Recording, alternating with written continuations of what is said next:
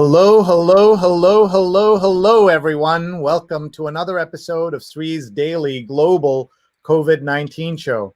My name is Sree Sreenivasan, and it's my honor to convene this daily conversation around all things COVID-19, as well as various aspects of what's happening with the pandemic, the US elections, and so much more.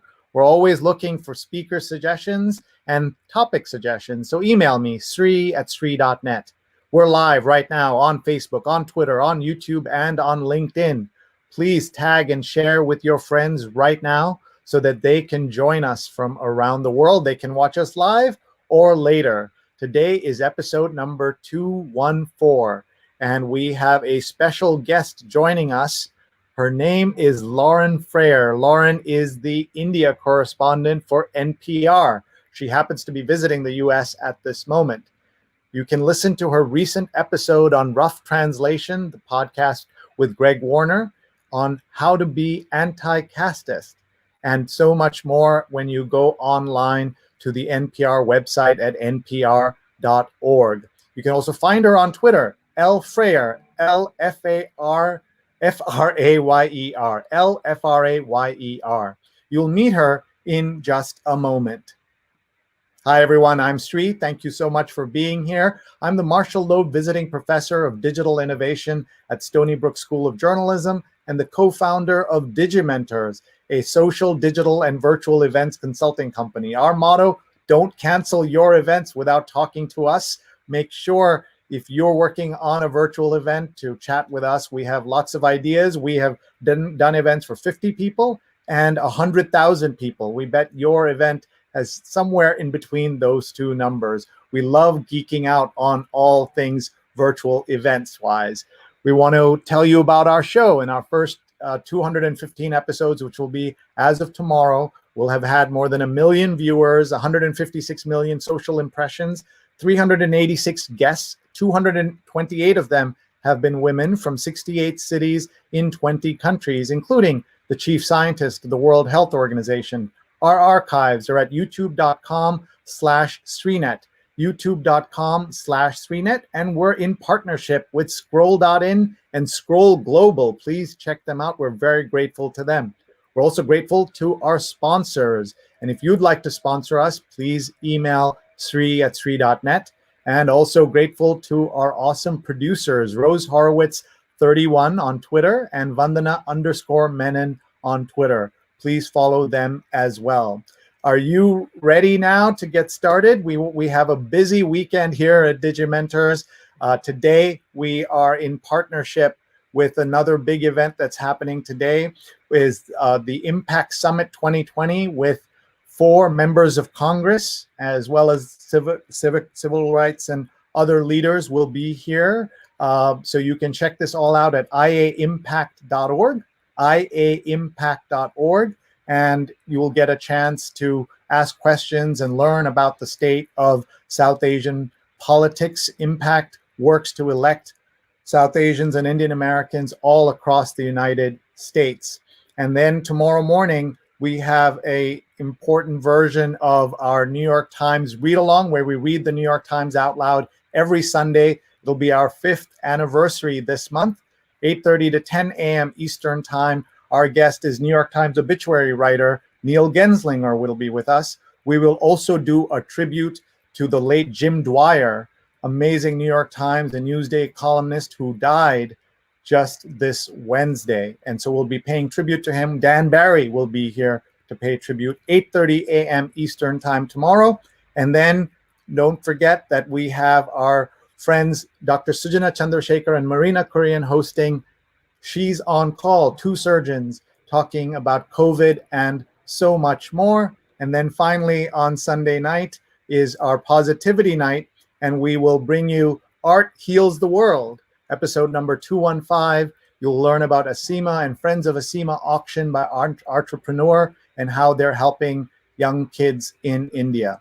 All right, time to go to India and talk about India, though our guest is actually here with us in the United States. She's just visiting. Please welcome onto our screen our friend Lauren Frayer, who is at L Frayer. She's NPR's India correspondent. And hello, Lauren.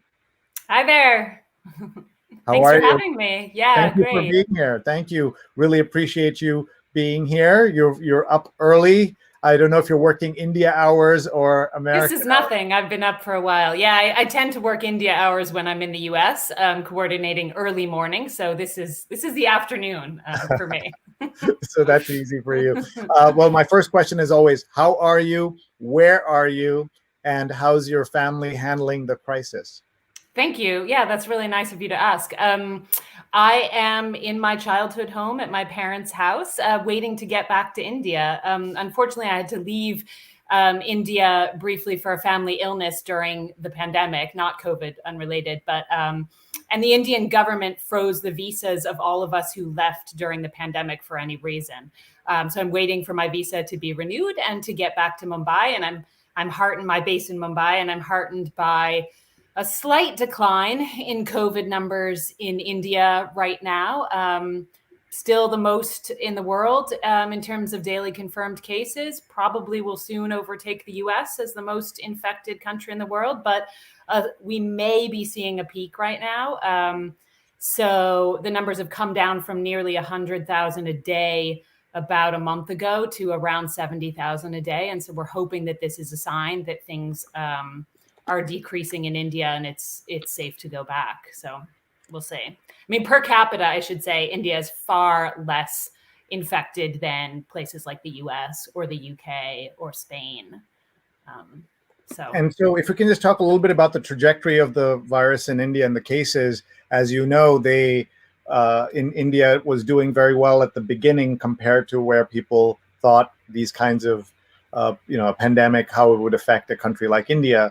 And so they did some things right, and then they had some problems, and now it's surging. Now you're saying it's kind of plateaued a little bit. Just to put it in context, America still has 40,000 or so a day of new cases. And so talk a little bit about that journey, please.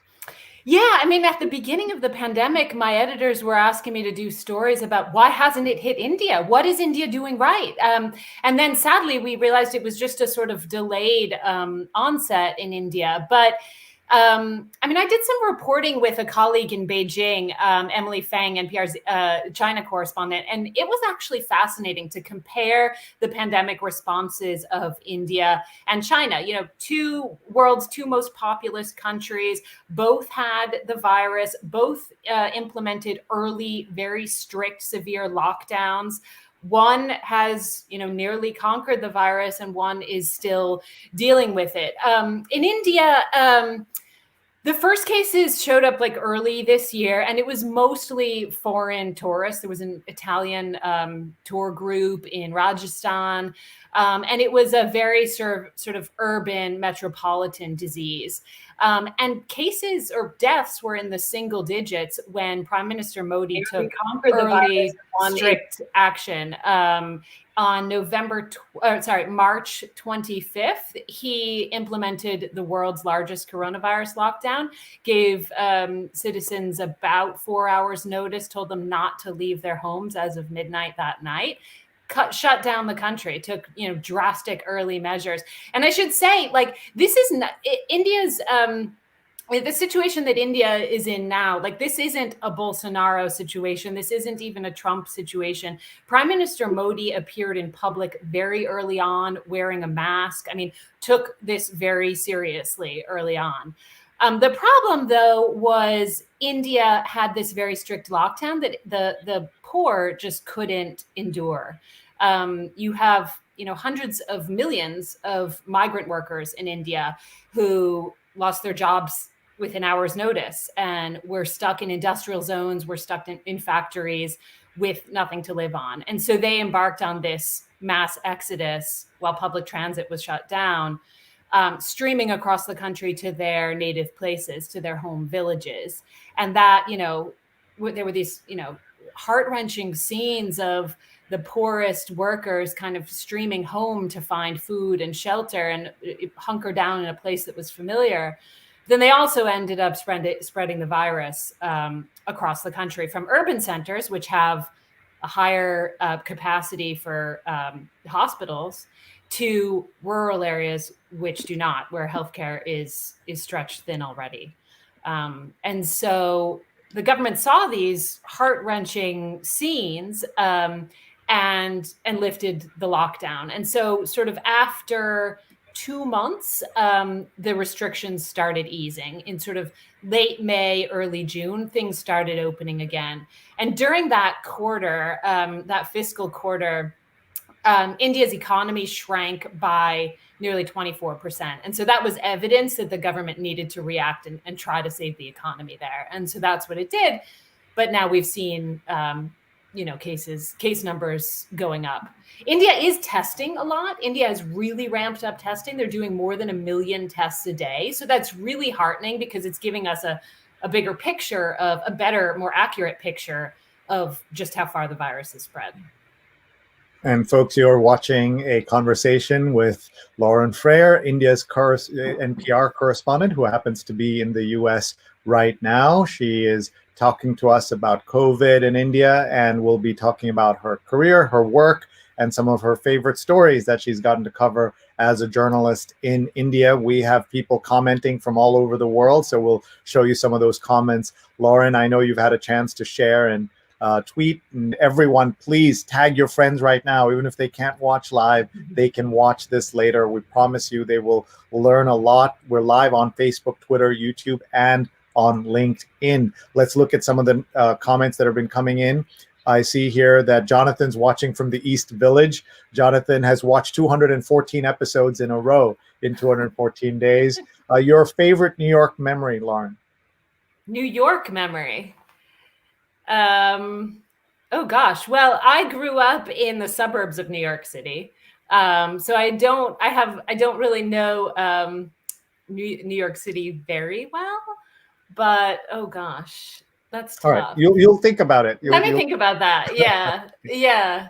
Our friend Rachel Cooper is watching from Long Beach Island in New Jersey, and she is with Asia Society, and she does incredible programming there. Everyone should check out asiasociety.org. Patricia is watching on LinkedIn. Patricia is hello from New York. My mom is watching from Kerala in India. So hi, Amma, love you. Sorry, I'm not there with you. It was her birthday on October 2nd, Mahatma Gandhi's birthday. And of course, we'd love to be together. Tell us about your Kerala experiences. Oh, Kerala is beautiful. I've been there a couple times for covering various news stories. I'd love to go back. Whenever I go, I try to tack on a few vacation days and hike the tea plantations in the mist there, go to the beaches. It's gorgeous. The food is heavenly. I was last in Kerala. Well, I tried to go to Sabrimala Temple. I don't know if you're familiar with what's gone on there, but this is a temple that has traditionally barred women between the ages of, I think, puberty and age 50. The idea is this is a temple that's dedicated to a god who shouldn't have contact with women of menstruating age.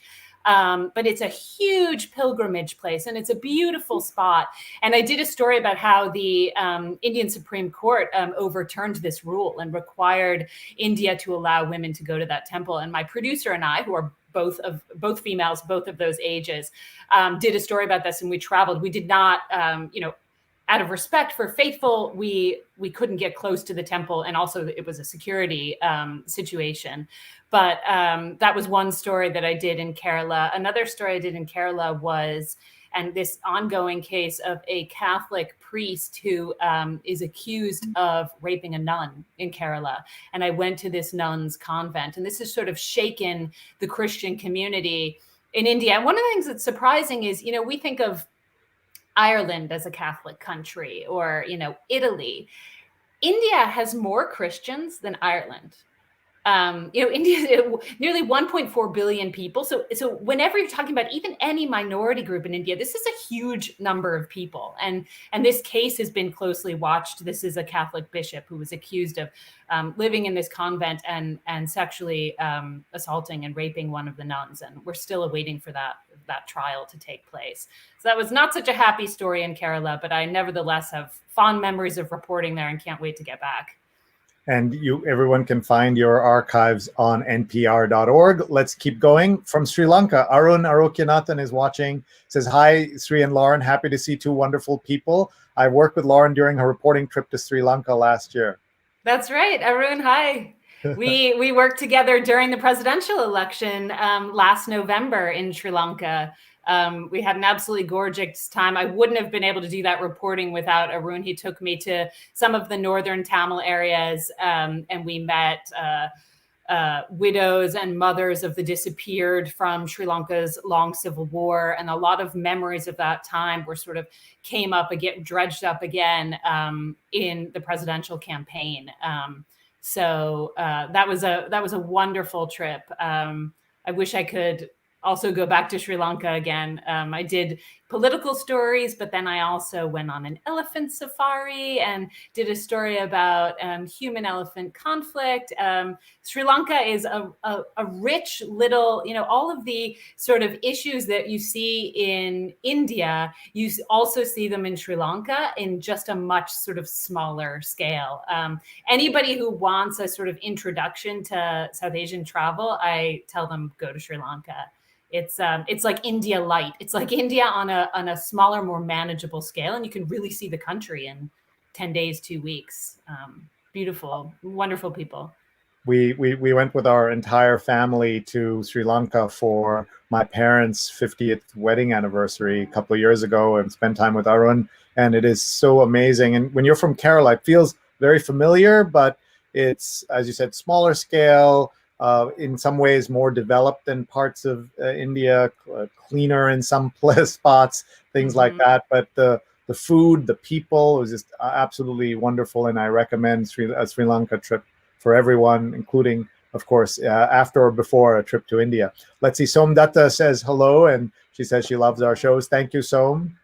So grateful to have you here with us. Makran says, greetings from Curry Hill in New York. We support Bluetooth radio in tribal central India. Oh, amazing. And radio is big in India.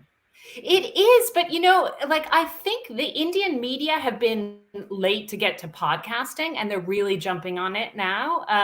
Indian Express has podcasts, but for a long time it was only ANI. So yeah, I'm thrilled to hear about Bluetooth radio in tribal areas. I've got to tune in, and I would love to come meet you and do a story about that. That's wonderful. Thank you. Let's keep going. Rukshin is asking how the US is doing now. So since you've been in both places with the COVID, talk about your analysis of, you just gave us a very clear analysis of what's going on in India. What do you see as America's story of the pandemic thus far? My story that I've been telling everyone is that this has been a failure of leadership. There's no reason that America should have 5% of the world's population and 20 to 25% of the world's dead. It just doesn't make any sense with COVID. And so it's a failure of leadership at the White House, the governors, and local leaders in many states, and people who are caught up in this idea that Americans are so exceptional that they can be exempted from the virus as well. Your thoughts? Yeah, I think the one thing that has been really harmful in the US is the politicization of science. And that's not something I've seen to at least this extent in India or Europe or anywhere else. So the idea that you don't trust the scientists anymore is really dangerous. I haven't been traveling around the US at all. I'm staying with someone who's high risk, and so we're shielding and doing online grocery and everything else.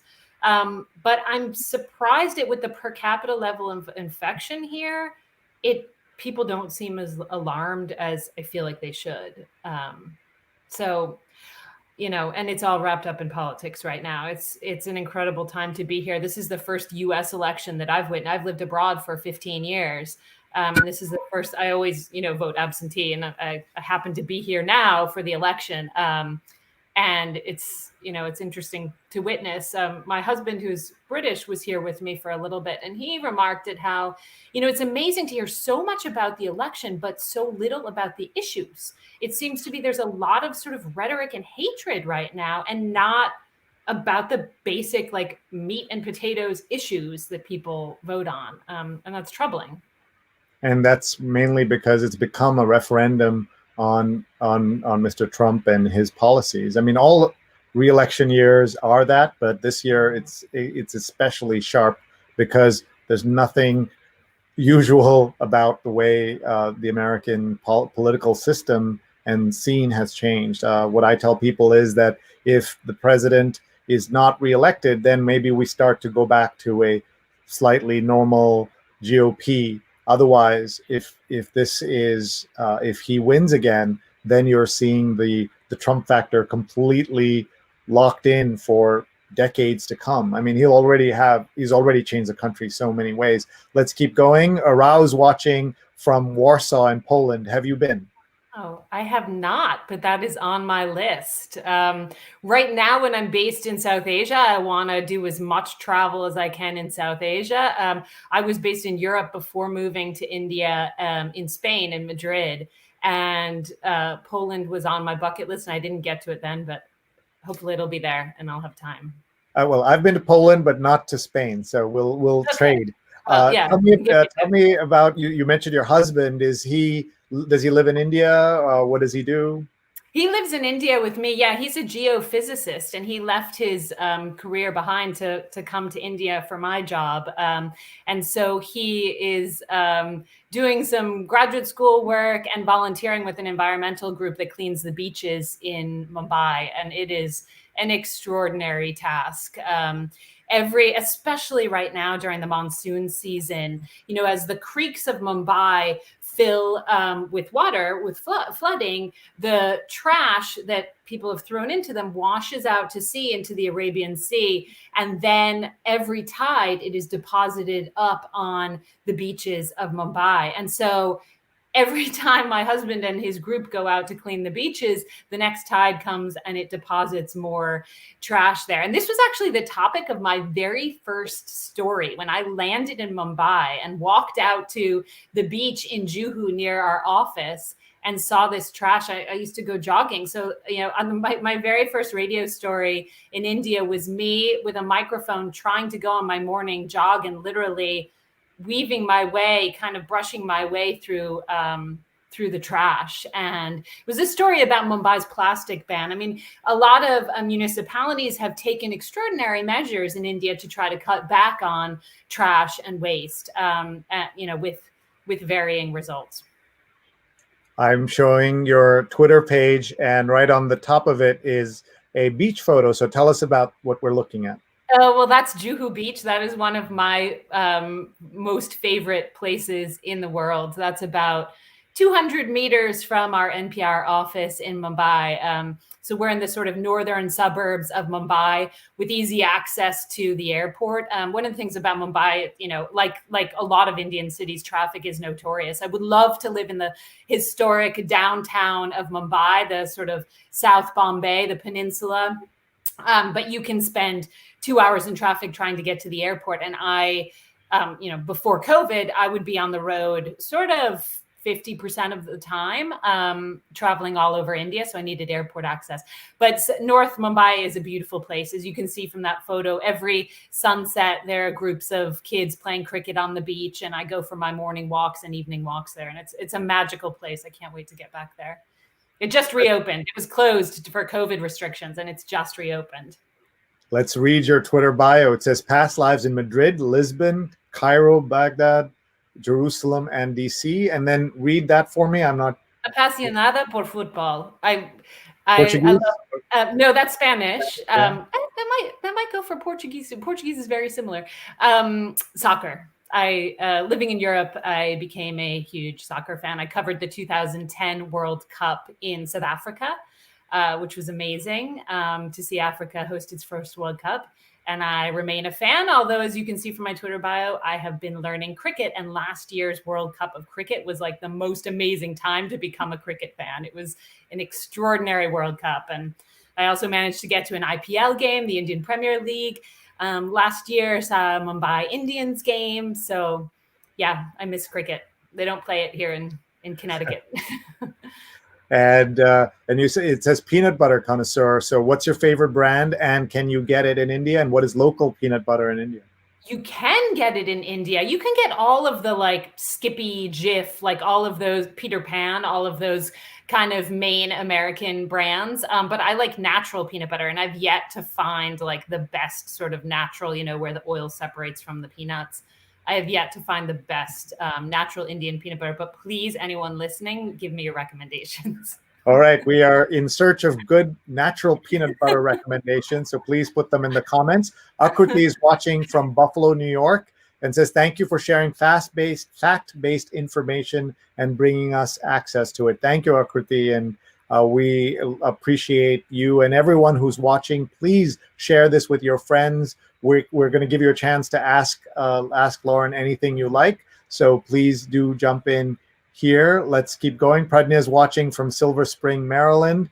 And my mom says this is our second program she's watching today because I had a show at 9 p.m. last night and now 9 a.m. today. And so that's 2 shows in India, 6:30 a.m., 6:30 p.m. in Perfect. India. And that's because we want to give our producers the night off. Otherwise, every single night at 9 p.m. Eastern, they're working. So I just want to give Rose and Vandana the time off. That's why we have these shows within 12 hours of each other.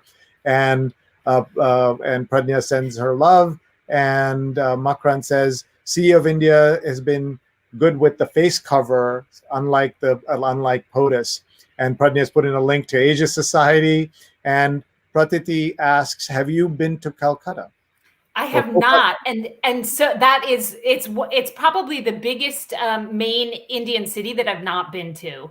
I've been to maybe like 15 of the states, and I've not been to West Bengal, and I'm really excited to go. I mean, so many people say the architecture of Kolkata is their favorite. It's beautiful, and of course, the people there are meant to be wonderful. So I can't wait to. That's on my list for when I get back.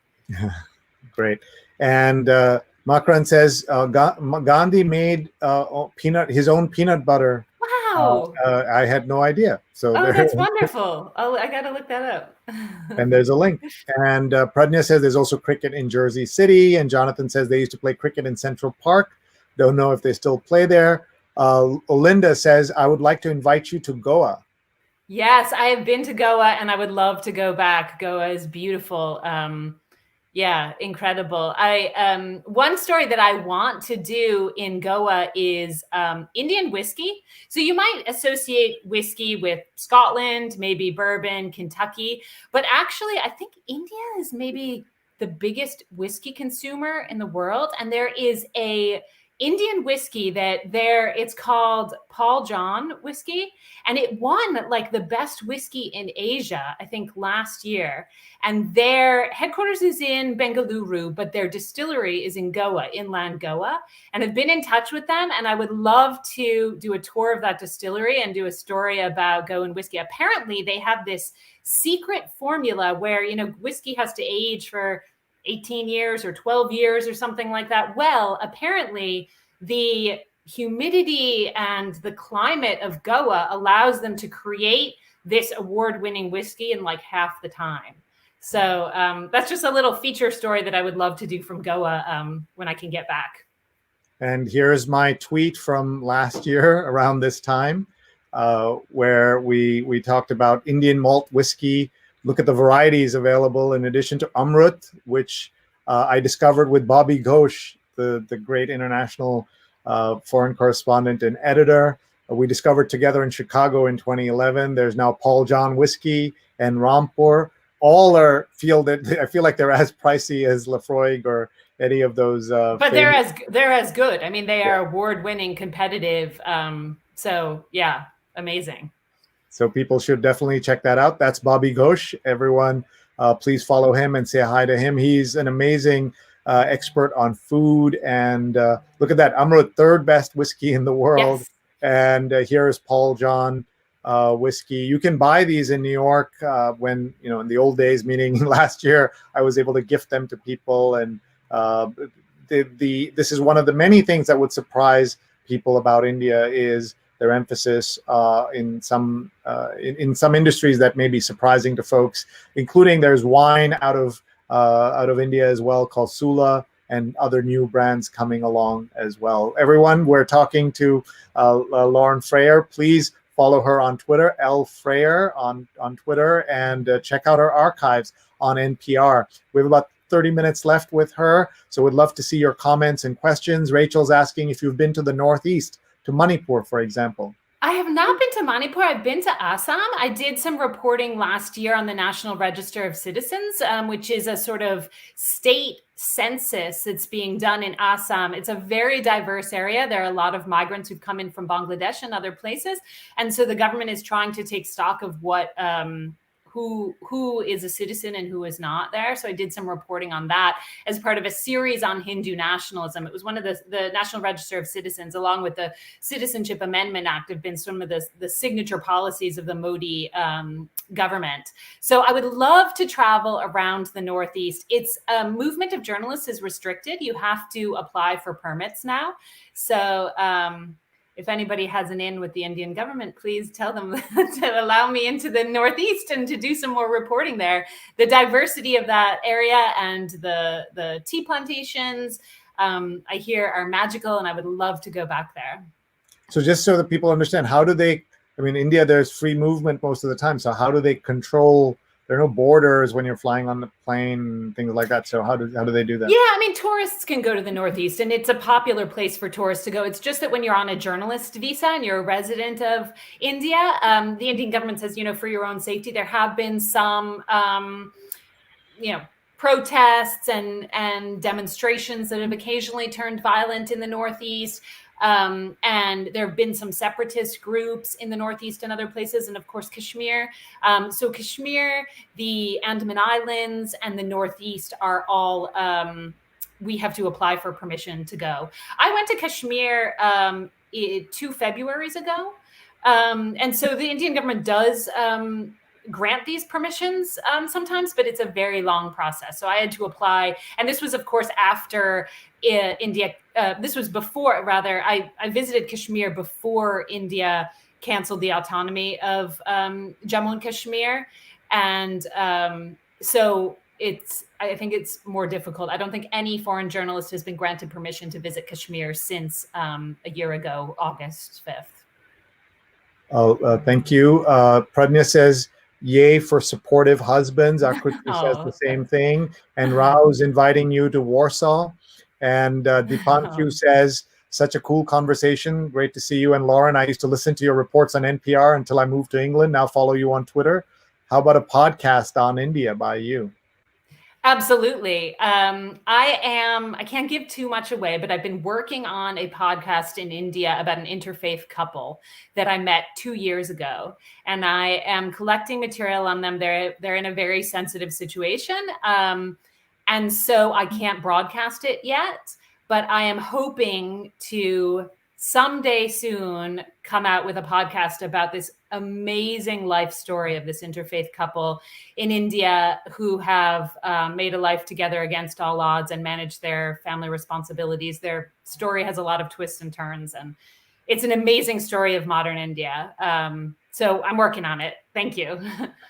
That's great. Ram says, hello from California. Just a curious observation. Why does journalism in Asia by Western reporters always cover negative perspectives? Why not some coverage on positive aspects as well? You will have found, I'm sure, in the feedback that you get, Indian Americans are very protective of their idea of India. One of my observations about Indian Americans who are very, very nationalistic.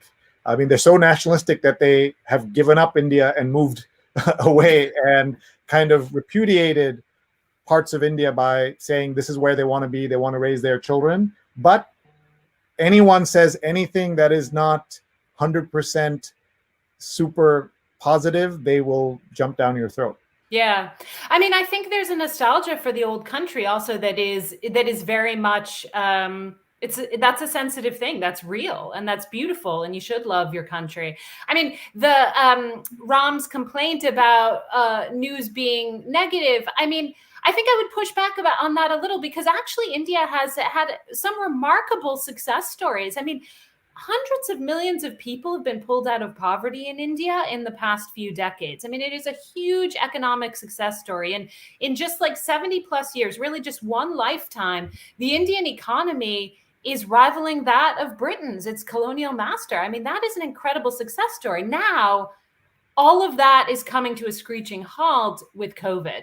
And that's what's really dangerous. And that's what's very scary right now. And all of the success of the past few decades, you know, every year it's millions and millions of Indians move out of a slum into a permanent house. Every year, this also has environmental implications.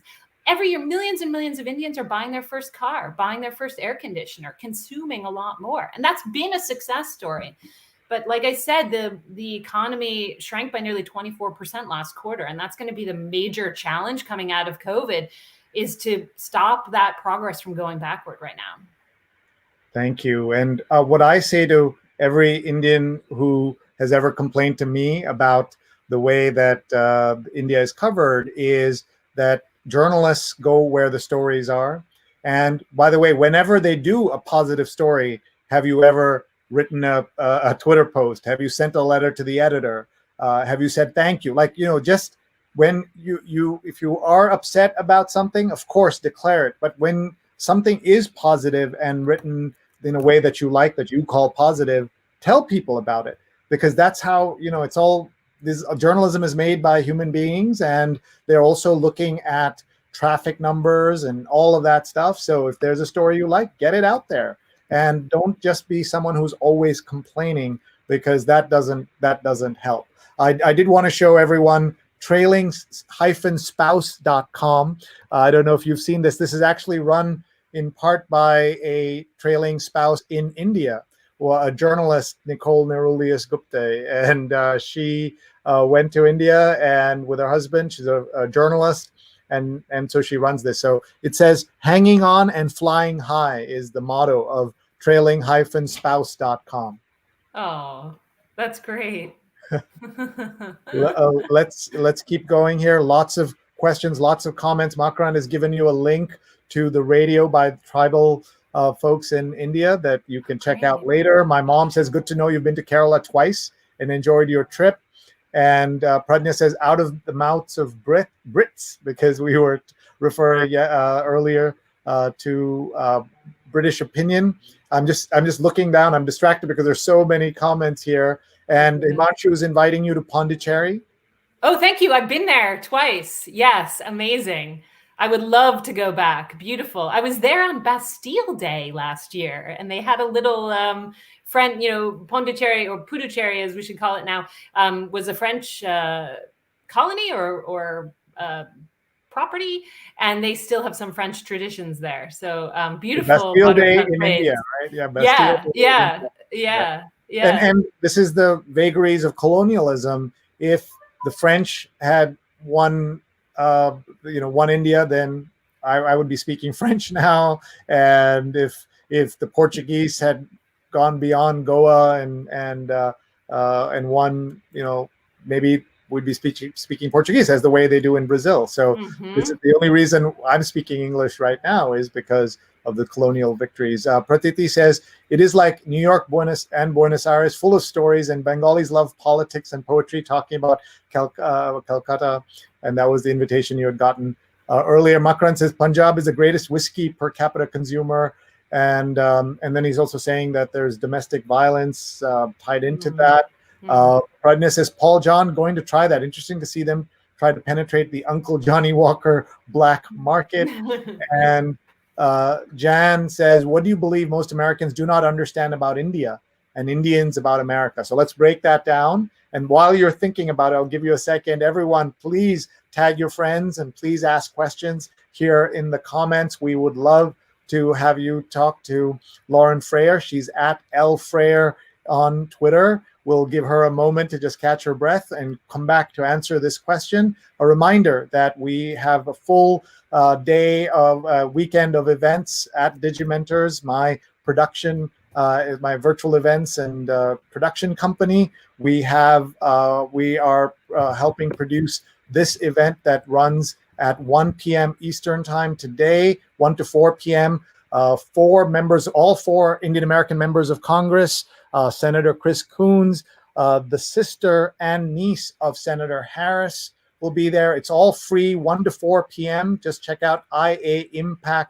iaimpact.org to see the program and to watch. It'll be easily available and it's free. So do join us. That's at 1 to 4 p.m. Eastern. And then tomorrow morning is the New York Times read along.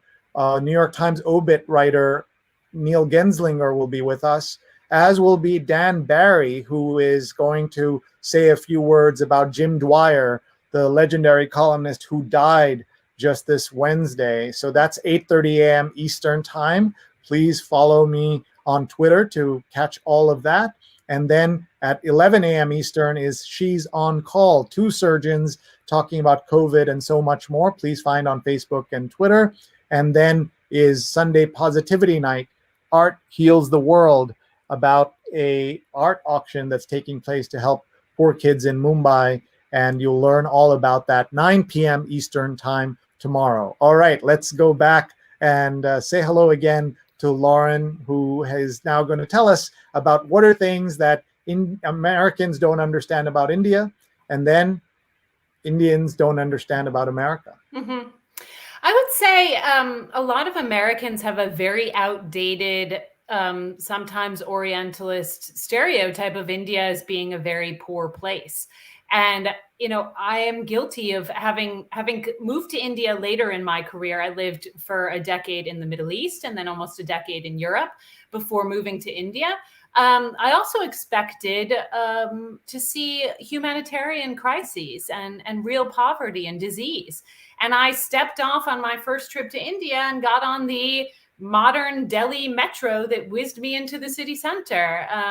And so there's been a tremendous infrastructure boom in recent years. And that outdated stereotype of India as a place of suffering is not really true. You know, you think New York City has wealth. Like, let me show you some of these neighborhoods of Mumbai. I mean, the largest, the most expensive real estate deal and the residential real estate deal in the world was in Mumbai. It was the Ambani family, a big industrialist family, their private residence. It was 200 million or something like that. I can't remember. But so, of course, there is a huge wealth disparity, and we, of course, cover that. The thing that I would say is most surprising on arrival to India for me was not that 200 billion, sorry, not 200 million, 2 billion rather, the Ambani home in South Bombay. What I think is surprising and underreported is the environmental catastrophe that I've seen in India. Because of all of this economic development in recent decades, you have you know, like I said, you know, millions and millions of Indians buying their first air conditioner, millions and millions of Indians buying their first car every year. And there is a crunch on resources. And so the pollution in Delhi, the WHO rated it the worst in the world recently, in recent years, you know, worse than Beijing. And, you know, there are challenges in, you know, Indians are generating more and more garbage because they're consuming more, and there are challenges about what to do with that. So I would say, and I've told you about the trash on the beaches of Mumbai near our bureau. So I would say the environmental challenge is larger and less well known than I think the poverty challenge. I think that's a misconception Americans might have. Thank you. And what about the other way? Oh, goodness. I mean, I've been away from America for so long that I don't feel like I'm an authority on America any longer. And America has really changed in recent years. So, I mean, I think Indians actually have a good understanding of America, whether it's from media. I mean, a lot of Indians are increasingly sending their children to study in the US. They're following American politics. I mean, Indians are much better versed in American politics and current events than your average American is about Indian politics. So I wouldn't challenge what Indians know about America. I think they're pretty educated about it. I will point out that Indian Americans who aren't paying attention should know that this president is going after the H-1B visas and other ways in which immigrants come to this country. And so they need to be paying attention to what's going on.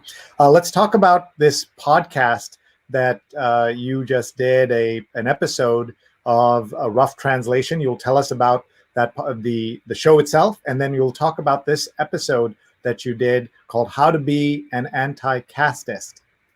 Yeah, so I came to this topic because of a dilemma that I had in my reporting. So NPR is trying to reflect the voices of America and the voices we put on the air. So in recent years, we've started tracking diversity stats. How many women do I put on the air? How many people of color do we put on the air? And I realized that I was getting a little bit too much credit. I mean, every voice that I bring to NPR airwaves from India is a person of color. And I'm thinking, this is, this could, number one, skew the stats for our US coverage, right? But then it's also, is this really diversity from an Indian perspective? And I'm thinking geography, more voices from the Northeast, more voices from, religious minorities, Christians, Muslims, Jains, Sikhs, but then primarily caste. And it set me on this journey to figure out, how do I even figure out caste? I mean, I can show you that I actually downloaded an app on my phone called Indian Caste Hub. This is to ask someone's caste can be touchy, but I want to have a diversity of castes in my reporting. So I have this app that you can actually type a surname in, and it comes back with the probable caste and heritage of the name. And it's totally non-scientific. And but it's this kind of like dirty detection game that I talk about in the podcast. So that's what got me thinking about this. And then, with Black Lives Matter in the United States, and with this lawsuit in California about Cisco Systems, which I can tell you a little bit more about, this has come to a head in the US, and more people are talking about caste as another form of diversity and another form of discrimination in the US. And what's interesting is, dominant caste people, and by the way, every way you talk about this is fraught. So you'll hear upper, lower caste. People use those terms in the vernacular. Some people find those terms really offensive to talk about a ladder or a hierarchy. So I'm going to use like dominant caste, oppressed caste, but it's very touchy. Anyway, Brahmins, who are the most dominant caste in India, are a very, elite minority in India, but actually they're the majority of Indian Americans. And so you have this kind of paradox of someone can be a person of color, an immigrant. And I talked to someone in the podcast, this lovely man named Malt Kulkarni, who is a man of color living in Florida. He's actually been a victim of racial slurs. Somebody, drove past him and shouted a racial slur, calling him something about a Mexican out the window. He has been a victim of racial discrimination in the US, and yet he's also a Brahmin and he has this privilege. We could even play a little bit, if you want to listen to a little part of Moktik. He's a fascinating character in this podcast. So please set up what we're about to hear and tell us a little bit about Rough Translation. So Rough Translation is an international podcast by NPR, and they have a team that works with NPR correspondents and freelancers around the world to bring you stories of issues that we deal with in America, but bringing them, they're spotlighting how another part of the world might deal with this issue. So in this case, it's racial discrimination and turning it on its head and talking about caste discrimination. And this is a story that actually takes place. The characters in our podcast here are in America, but they have links to India. But Rough Translation has done some amazing stories from Pakistan, from Brazil. So it's sort of spotlighting NPR's international correspondents. And from my perspective, I'm a news reporter and I'm churning out lots of news every day about what's going on in India. So to be able to spend months on a project like this and do long, in-depth interviews and really develop characters is exercising a muscle as a journalist that I hadn't really used as often. And it was incredibly rewarding. And just in case, it might be a little confusing to someone to see these pictures of these kids. So explain what that is too. Okay, so on the left there is Moktik Kulkarni. He is an Indian American neuroscientist.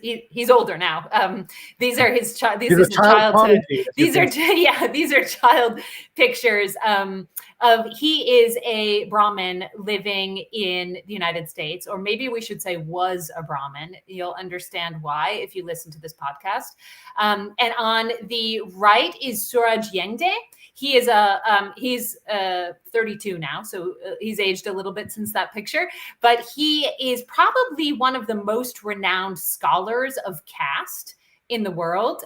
He is from the Dalit community, which is the most oppressed community. If Brahmins are the traditional priests in the caste hierarchy, Dalits are formerly known as untouchables. They were the sewer cleaners and still are. And against all odds, Suraj Yengde made it to Harvard, where he is a scholar right now. And he was generous with his time to really sort of unpack this caste with me. And he's sort of our guide to this topic throughout the podcast. And people will obviously only be able to play a couple of minutes, but we're going to pick this up at what point? So I'm introducing you to Moktik. The first part of the episode talks about caste discrimination and Dalits in California in the tech sector who have faced some discrimination in the workplace. And we introduce you to this landmark lawsuit in California right now that was filed this summer on behalf of a Dalit engineer at Cisco Systems who alleges caste discrimination by his dominant caste supervisors on an all-Indian team there.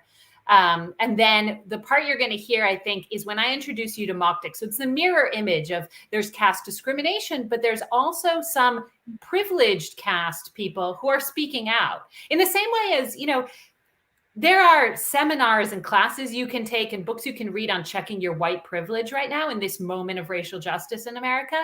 And this is Moktik Kulkarni is somebody who has caste privilege and wants to check that privilege and wants to go public with it. All right, so let's now listen to a clip from How to Be an Anti-Casteist, Greg Warner and Lauren Frayer on rough translation. So everybody can catch the whole thing. You can Google this, find this very easily. The URL is also on the screen right now that you can see in the banner. And we'll play a couple of minutes of this clip. Here we go. We're back with NPR's Rough Translation. I'm Gregory Warner, today with NPR's India correspondent, Lauren Frayer. In the first half of the story, we heard mostly from Dalit or oppressed caste voices. But we're going to switch gears for a moment and just look at how this conversation looks from the other end of the caste hierarchy. Moktik Kulkarni never thought much about his own privilege, not in his childhood in India, not in the nearly 2 decades he's spent in the United States. Until this spring. Sir, I'm asking you to stop recording me. Please don't come close to me. When he saw a video that millions of people saw, you probably saw it. Please call the cops. It's this video of a white woman, Amy Cooper, in New York's Central Park. There is an African She calls the cops on an African-American bird watcher who had asked her to leash her dog. I'm being threatened by a man in the ramble. Please send the cops immediately. She called 911 because instinctively she knew that the game is rigged. Moktik watched this with a jolt of recognition. If the cops show up, they're not going to believe him. He saw himself in this scene. I just knew that this is me. Except that Moktik, a person of color, he didn't see himself in the birdwatcher being threatened. He saw himself in the white woman who was calling the cops. He was Amy Cooper. And that sense of entitlement just took me back to my childhood. He remembered being a child in India, in his grandparents' kitchen. With my grandmom. She was a freedom fighter, social activist in her own right, but she wouldn't allow some of the maids that we had to enter the kitchen. They had their own utensils for their water and tea that used to be served. And he remembered the questions his grandfather would ask him when he came home from school. Questions about who are you hanging out with in school, and what does parents do, and what is their last name? In hindsight, that was my first encounter, if you will, of caste. He didn't realize until much later that in some ways his grandfather was teaching him a code. And I realized that this is just wrong and I need to do something about it. Well, I want everybody to go in and listen to the podcast in its entirety. It's a very special episode. I listened to it, and I have lots of questions that we won't have time to get into it now, but I encourage everybody. You can see the URL is right on the screen. It says Cast Podcast, bit.ly/cast episode. So you can watch that, or you can just Google How to Be an Anti-Casteist. So tell us what the reaction's been, and now that you're listening to it again, what are your thoughts? Yeah, I should say also this is going to be on NPR's Morning Edition on Monday and Tuesday. So we've condensed the episode into two shorter radio stories that will be airing Monday and Tuesday. So you can hear them there also. I mean, the reaction has been pretty positive. I receive a lot of trolling, and that's just part of covering India. And I was sure that covering caste would just open a can of worms. And I've been pleasantly surprised about how many people identified with this. Moktik there is talking about using different utensils in his family's kitchen. And these are things he grew up with, and he never really thought about them. And it only took Black Lives Matter and this sort of reckoning of racial justice in America for him to say, hold on, maybe there's some unfairness that at the root of the way I grew up, and he's challenging that. And I really admire him, and I think he's really courageous for speaking out. And there are a lot of people in America who, Indian Americans, they could be second generation, third generation, who don't think about caste at all, and don't feel privileged, certainly not as people of color in America. So this podcast kind of brings out some of those paradoxes, and it can be pretty uncomfortable. And I know, what you're saying is really important, because you're saying that Brahmins are a smaller part of the population in India, but of the immigrants that are in places like the tech sector, because of their education and those advantages, they're able to be here. I mean, if Americans were migrating in large numbers overseas, you can imagine that the percentage of white Americans who were migrating over Latinos or African Americans would be much larger. So similar. It's not a direct comparison, but it gives you kind of directionally what you're talking about. But you also, as you get pushback for Black Lives Matter from white people who claim, all lives matter and all of those things, I know this issue of caste gets completely attacked by mostly upper class folks who say upper caste folks who say there is no such thing as caste. I've not thought about caste. And that's what Black Lives Matter people say to white people, that you're right. You may not think about white privilege because you don't notice it, but others notice on the other side. Mm-hmm. And again, we could do a whole episode here, and we're not going to, but at the moment. But I encourage everybody to watch this, to understand the nuances of this. And we've got several comments in here that Lauren can look at later, including people who are asking to connect with you on this. So this is just such a big topic and fraught with lots of questions, but important questions. And people are tagging folks. And Rachel says, recommend the book Coming Out as Dalit by Yashika Dutt, who we featured at Asia Society last year. Thank you for that recommendation. Pradnya says, I'm going to have to rewatch the show just to follow the threads of podcast websites and whiskey recommendations. That is an unusual combination. So that says something about Lauren, that's what we were getting to talk about. Patricia says, it's important to have a gratitude attitude. And and Pradnya says that checking your Brahmin privilege, there's a book that needs writing. And Vandana says there's a parallel movement happening in India right now. After the Hathras case, Dalit Lives Matter is picking up speed. And that's a case of a rape and murder that took place, and lots of controversy around that as well. Nikhil says, great insights from Lauren. I can relate in some ways to what she is saying. And Sudha is watching with all of you. We're just so happy to have all these folks from around the world speaking. Sandeep says, Black lives versus caste system, very, very different, cannot be in the same bucket. What do you say to that? Absolutely, you're right. I mean, that's a very crude comparison, but skin color you can see, right? Caste is very easy. It's very difficult. You can't always see it. So, and there's also the issue of the British. The British amplified the caste system and made these things worse, these divisions worse. And so, it's a very complex question throughout history. There's also the issue of outing caste. Is it right to go public with your caste in hopes of changing things and being open about your caste, or do you risk discrimination? And that's one of the things that we talk about in the podcast is, should American HR departments investigate caste? Should they, in the same way as companies and media entities are trying to have diversity in their workforces. Should we be doing the same thing with caste? And if so, how do you find out someone's caste? And what if they don't want to share that because they're frightened? I mean, there's all these privacy issues that are very difficult to tackle. And I think there's no way to avoid them going forward, actually. You use a term in the podcast, detective work. I forget what it is. What was that the term you used? Dirty caste detection game. Yeah. I mean, I found,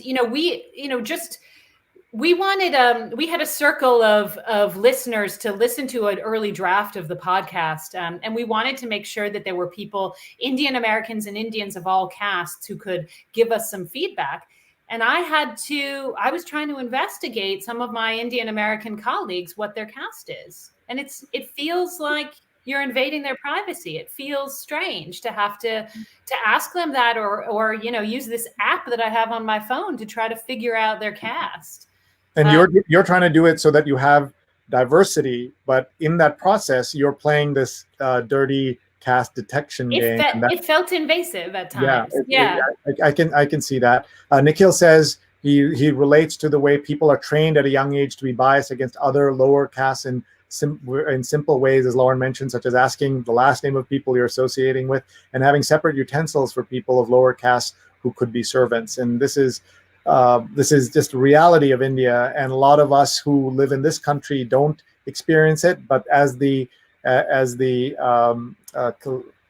lawsuits show, that there are people who are experiencing it, and those allegations are being taken seriously, and we'll see where it all goes. Yeah, and of course we should, in India, the stakes are incredibly high. I mean, during this project, I had to break away, this project of studying and doing a podcast about caste in America. I had to break away and cover these protests over the Hathras case, over the gang rape and murder of an oppressed caste woman, a Dalit woman in UP.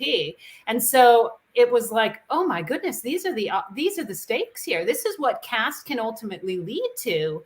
In India. Now, nobody's suggesting there's going to be real violence against Dalits in America. In America, it's sort of workplace discrimination and promotions and things. But, if it goes unchecked. By Indians, I mean, just to be clear here, that it's by that's the accusation. The accusation isn't that white people are discriminating based on caste in these lawsuits. It's based on the fact that Indians of higher caste are being accused of discriminating against Indians of a lower caste within a workplace, often in the same team. Pradnya says, American HR office is investigating caste. My visceral reaction was, oh goodness, no, but easy for me to say, having been born into a dominant caste. And as we've learned with Black Lives Matter, it's about people of privilege giving up some of their privilege. And that's very hard to ask anybody. Just think about the Electoral College. Why would any state that has a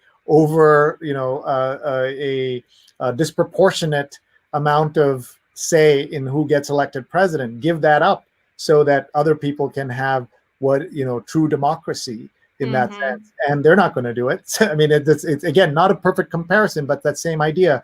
Men who do all male panels, they have to be blamed for going on those all male panels. You should ask, are there going to be female speakers? If not, I can suggest some female speakers. I'll give up my spot. That's what giving up your privilege means. And if you're white, that you have a privilege here. If you're dominant caste or in India in other ways, and it's all relative and to every situation, right? We have discrimination of all kinds. Depends on where in the world you are, sometimes even where in the country you are. We are out of time. We've had this fabulous conversation with Lauren Frayer. I'm sorry we couldn't just keep going on because there's so much to talk about. I had probably another 5 topics I wanted to tackle. So I'm hoping on another time, maybe from India, you will join us and talk to us. And everyone, you can check out her reporting on Morning Edition, just this particular episode on Monday and Tuesday. They have shrunk the 30-minute episode into 2 chunks that you can hear. So please check that out. And Arun wanted me to show you this.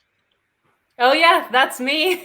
That's me in Sri Lanka with Arun. Yeah, that's great. You can see my my headphones on there. Yep, that's going straight to NPR there.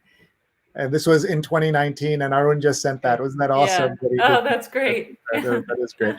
You have friends and fans all over the world. Our guest has been Lauren Frayer, NPR correspondent. Please connect with her on Twitter, L Frayer on Twitter. And she said she's not a big Facebook person. Is that right? I need to update my professional Facebook page, and you're giving me motivation to do it. So I'm going to do it today. Yeah, well, good. Thank you. And Thank Prathiti you. says, what is scary is how casteist the generations born post 1947 are. So that's another angle that is part of this very complicated story. And we won't have time to get into all of that. But thank you very much, Lauren. We wish you the best. Good luck on your journey back. Stay safe, and looking forward to reading and hearing your reporting and listening to you tomorrow on Morning Edition. Thanks very much. Thank you, everybody, for the great questions. And that was Lauren Frayer. I hope you enjoyed that show. I hope you will share it, tag your friends right now so that they can watch from anywhere in the world. I know they would enjoy learning as much about Lauren and her work as much as we did about learning about India through Lauren's eyes. And thank you all for watching. Please email me, Sree@Sree.net, if you have any feedback. We're always looking for guest ideas, and please email me. And if you haven't followed my YouTube channel and hit subscribe there, please do that as well. That's an easy way to keep in touch and know when we're live. And then here's also another fun way you can know we're live is through this code. If you hold up your phone and use a QR code reader, you'll know when we're live on via WhatsApp. It's not a WhatsApp group. It is not a WhatsApp group. It's a WhatsApp alert. It's a gentle WhatsApp alert when I am live on Facebook or on all these social media channels. So please do let us know. And we have some great events coming up. Today is a session with Impact Summit 2020, including Maya Harris and Meena Harris and the 4 Indian American members of Congress, 1 to 4 p.m. Eastern Time. Just go to iaimpact.org, iaimpact.org. It's going to be an amazing afternoon. And tomorrow, please join us for the New York Times read-along with Neil Genslinger, New York Times obituary writer. We'll talk about the passing of the great Jim Dwyer. And Dan Barry will be with us as well. And then at 11 a.m. Eastern, join us for She's on Call on Facebook and Twitter. And finally, join us, please, for Art Heals the World, my 9 p.m. show. Thank you very much, everybody. So grateful to all of you for being here and being great supporters and being great part of this family that enjoys talking about aspects of the pandemic that make us laugh, make us cry, and everything in between. Thanks very much, everybody. We'll see you soon.